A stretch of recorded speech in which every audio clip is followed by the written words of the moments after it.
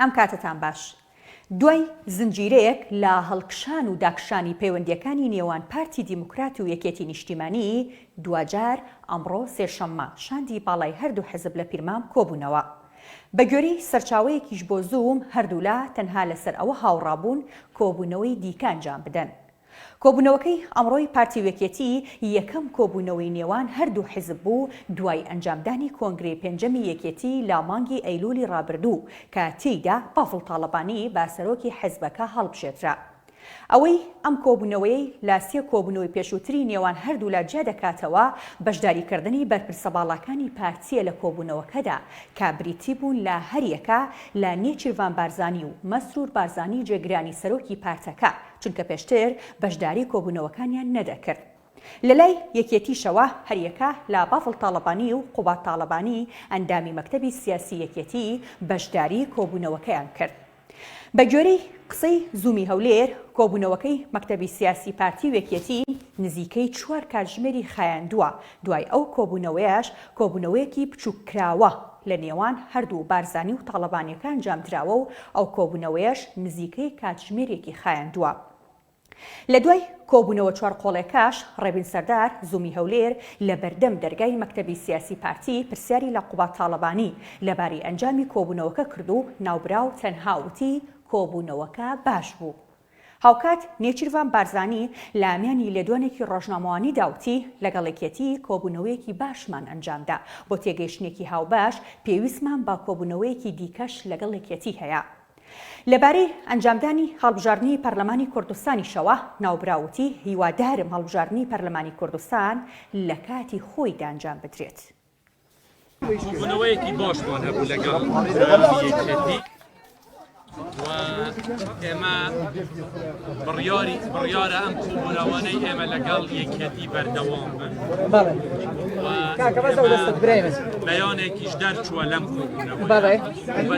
کۆبوونەوەی داهاتووی ئێمە بەردەوام دەبێت بۆ ئەوەی ئێمە هەردوو لامان بگەینە تێگەیشتنێکی هاوبەش لە عێلاقەی بینی یەکێتی و پارتی. پەرلەمانی کوردستان لەواتەی خۆی بەڕێوە دەچێت؟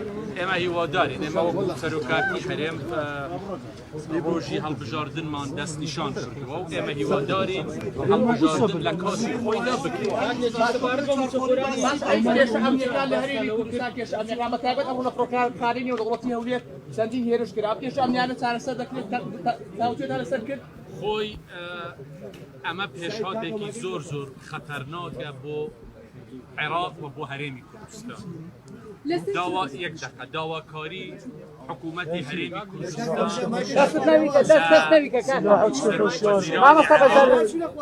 وەکو فەرماندەی حەقدار ئەوەیە کە نابێت بەجار بدرێت ئەم هێزانەی کە لە دەرەوەی یاسان کێشە دروست بکەن بۆ عێراق و بۆ هەرێمی کوردستان. ئێمە ئەو چاوەڕوانیانی عێراق دەکەین و پێمان وایە ئەم نەوعە کارانە نە دروستیشە ئەنجام بدرێت و مەسلحەتیش لەوەدا دێتە ناو ئەم کێشانە. لە لایەکی ترەوە بە گوێرەی ڕاگەیەنراوی کۆبوونەوەکەی مەکتەبی سیاسی پارتی وەکێتی هەردوو لە بڕیاریان داوە کۆبوونەوەکان بەردەوامیان هەبێت.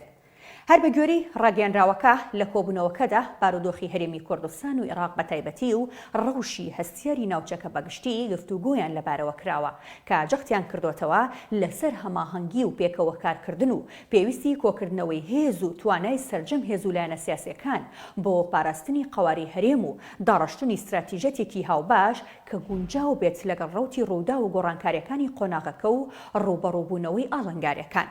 هەروەها جەخت لە پاڵپشتیکردنی هەنگاوەکانی حکوومەتی هەرێمی کوردستان کراوەتەوە بۆ دابینکردنی شایستەدارایەکان و موچەی فەرمانبەرانی هەرێم لە چوارچێوەی دەستوری هەمیشەیی عێراقدا. ئاسوودە بن.